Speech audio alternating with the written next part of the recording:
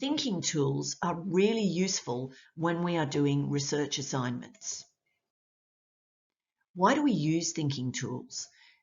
The assignment often requires you to focus your thinking and to organise your research notes in a particular way. So, for example, if you're asked to compare festivals in China and India, you can use this thinking tool to collect your information about the festivals in each country. So, thinking tools are very common.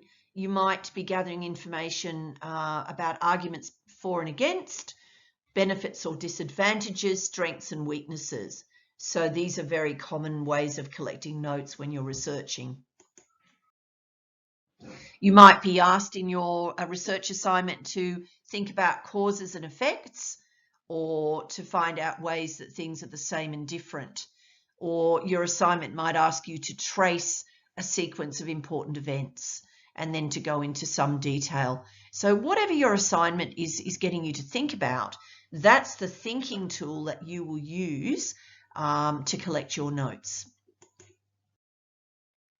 Here's another set of thinking tools. You might have been asked to rank the factors that are important in a situation in order of importance, and you might have been asked to justify your opinion, or you might have been asked to go through a text and separate out the facts and the opinions.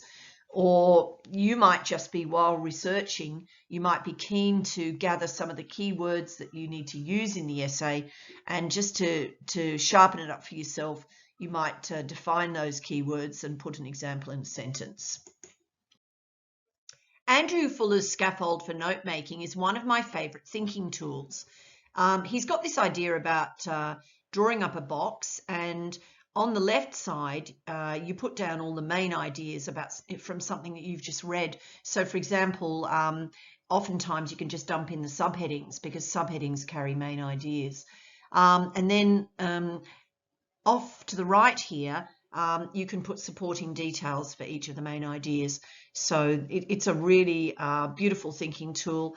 Down the bottom, he suggests that you then turn all the things that you've been writing about into visual notes, where you do icons and labels to remind you of the gist of what you've been learning.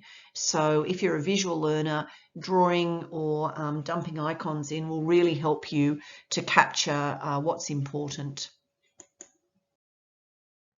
If you need to gather facts from 3 sources, it can be really helpful to set up a thinking tool, and thinking tools are sometimes known as scaffolds, to set up a scaffold where you can put the facts in from the 3 sources in 3 columns.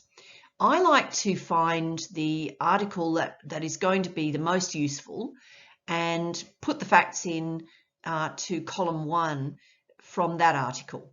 And then I like to find another 2 articles that have got top-up information so that I can demonstrate I used 3 sources. But I often like to find a really good source first, and the other 2 sources will just add some extras in to make it more interesting.